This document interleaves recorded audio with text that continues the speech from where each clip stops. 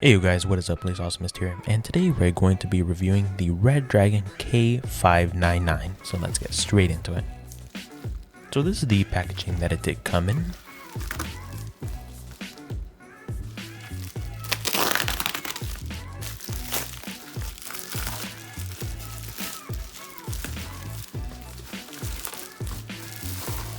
And this is the package itself.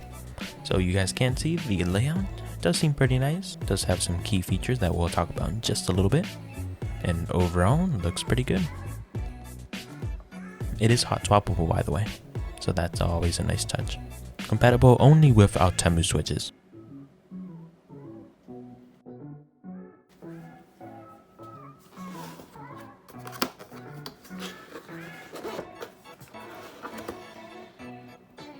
So inside we get a few things.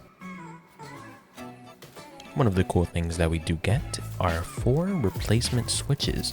I'm going to assume that these are in case anything goes wrong, but overall they look pretty nice. These switches are Redragon branded as well. These are Outemu Reds. Then we have our USB-C to USB-A cable.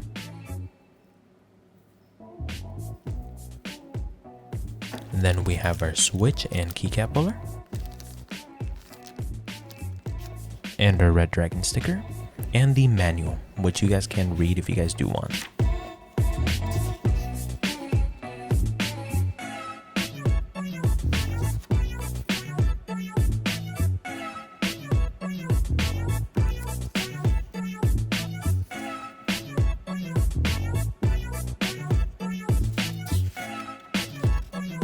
Overall, the layout is pretty good instruction manual. So here is the keyboard itself. It does come in a protective sleeve. And first impressions, it does look pretty good. A little bit light, but that is to be expected. It is also wireless, which is nice.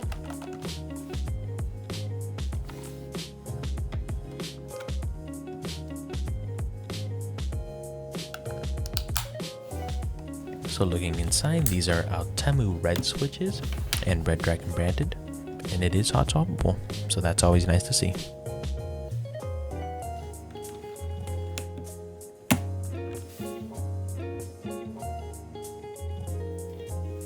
And these are the keycaps.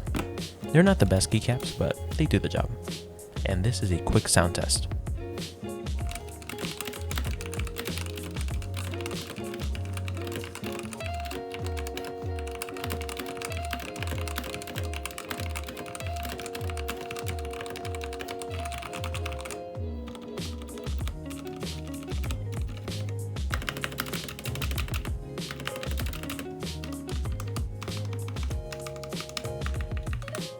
Now, everything that you're hearing right now is stock and nothing has been changed. This is straight out of the box.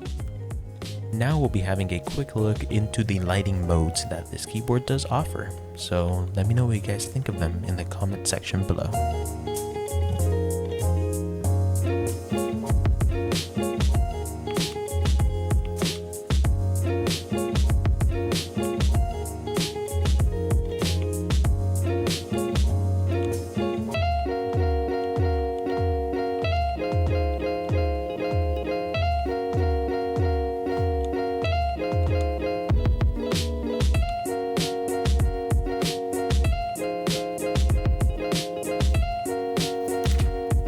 Alright, so now we're going to take off all the keycaps to have a deeper look into this keyboard. And then soon we will be unscrewing all of the screws.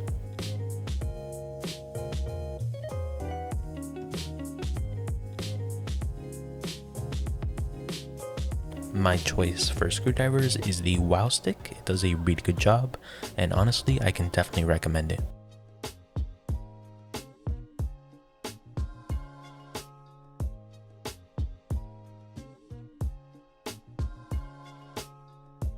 Alright, now you have those screws out. Now you can take it out, and it is pretty simple to take out. Just want to take out the connector for the PCB and the battery.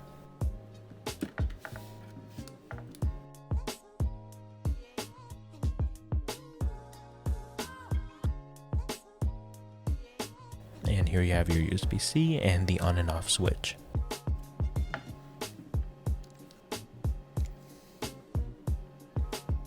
Now these stabilizers are not lubed, but we will get into a little comparison of lubed and unlubed in just a little bit. So looking at the case, it does seem pretty basic. There's really nothing to say about it. Yeah, it's just pretty basic.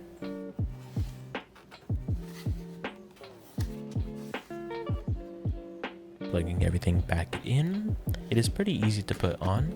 Just make sure that the on and off switch do align and that the USB-C port is on well.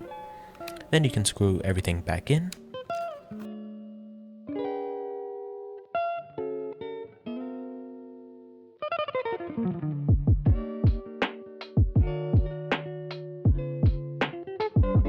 And then now you can put back on the keycaps.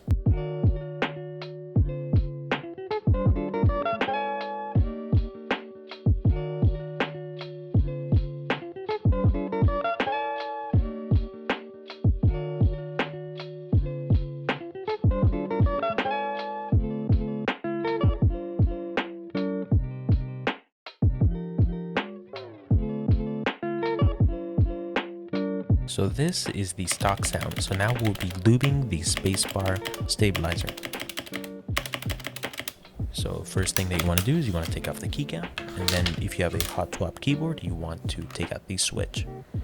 Now if they're plate mounted, you can just easily take them out. And here they are.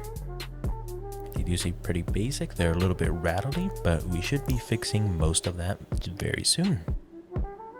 So an important thing to do is to clip them. So once they are clipped, they will look like that. We will be using Krytox 205 grade 0 for the housing. We are not going to be using 205 grade 0 for the wire.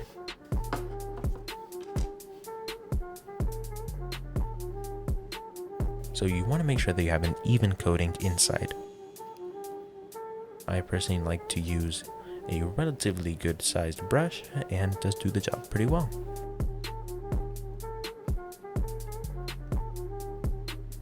Now you want to lube the wire. We are using Permatex, and this is a pretty good dielectric grease, and definitely for the price it will do the job very well. Now you just want to repeat everything for the other side.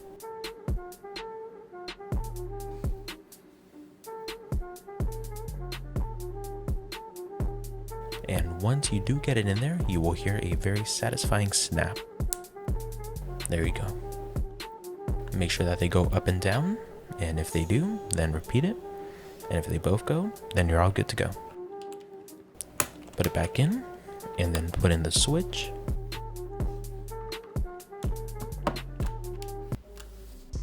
And now just the keycap. So this is a quick sound comparison.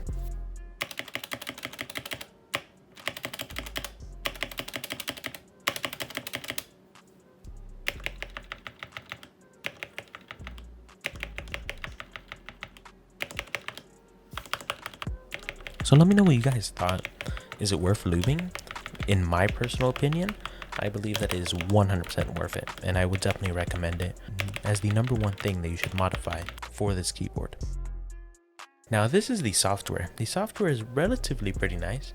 There is nothing wrong with it, a little bit simple, and it does the job just fine.